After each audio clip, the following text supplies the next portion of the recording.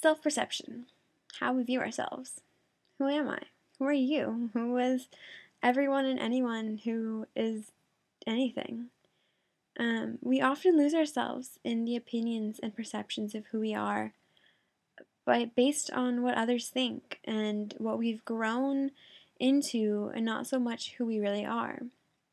What influences us? Friends, family, media. There are so many things that can influence who we are and the decisions we make. And we often lose ourselves in their opinions. Fashion, do I dress the way I dress because it's the style that I like, or is it because the store I shop at tells me this is the it clothes and the Vogue I read tells me that this is what's hot? Do I make the decisions about what I wear, or is everyone else making that decision for me? What makes us like things? What's my favorite color? What's my favorite animal? And are they my decisions or decisions of others because I fit that mold of society? By continuing to let external influences dictate how you live your life and the decisions that you make, you are at risk of developing an identity crisis, one that is only cured by taking an inner journey of self-discovery. By not knowing if the person you are today is really yourself or is what others have perceived you to be, creates questions and doubts in your mind if you are acting and living the life you truly want to be. By having a meeting with yourself and looking in this interactive mirror of video that records you, you're able to have interaction and look at yourself for what you are on the inside and what you are on the outside. Vlogger J Sharp 83, also known as Justin, put this idea in my head with his video blog.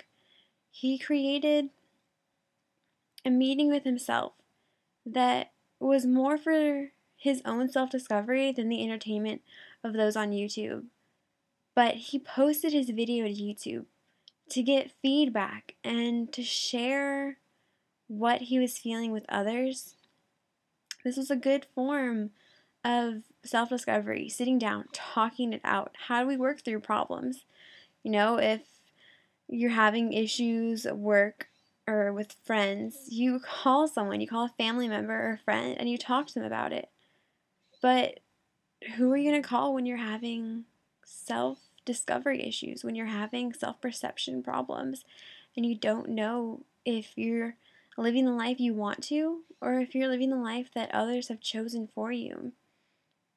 This media of YouTube and video blogging allows those who are having identity crises to take a look in this interactive mirror and decide for themselves who they are and what they want to be. Most people postpone this meeting. I am one of those people who postponed this meeting with myself. I knew that I wasn't living to who I wanted to be, to the person that I wanted to be seen as. I was kind of just on a set path. I was on a conveyor belt of life that others wanted for me. I wasn't taking charge of my own life. I was going with a route that others had chosen that seemed easy and would work for me.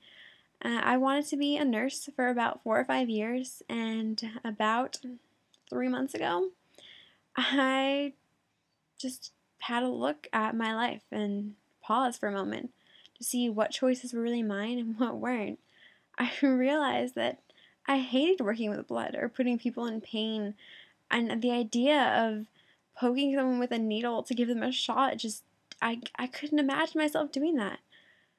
I like working with kids and making people happy. I'm an optimist. I love finding the good in situations. People often view me as being a little kid because I enjoy going to Disneyland and coloring and acting like a goofball.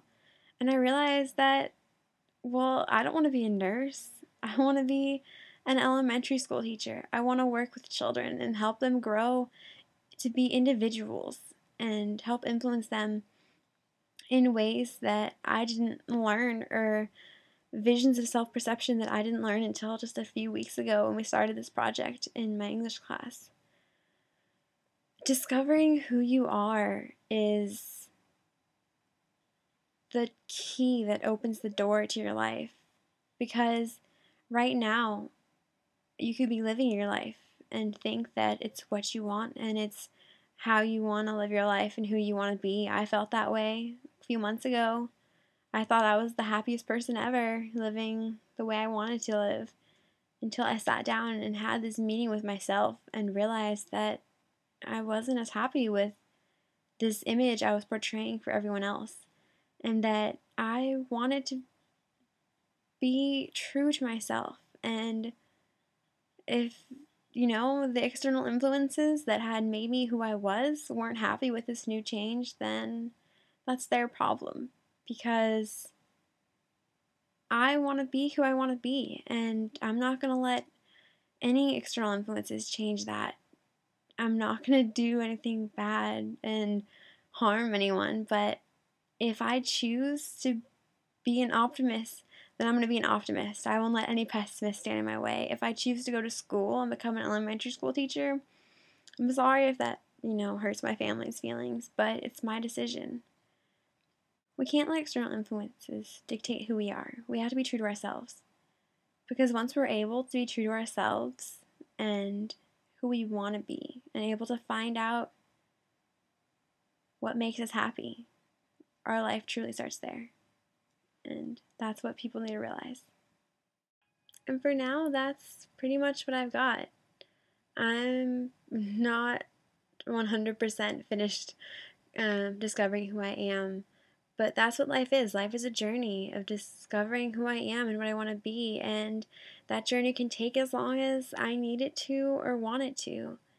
And I hope that we are all able to discover our own journeys and paths in life, and we really go for who we are.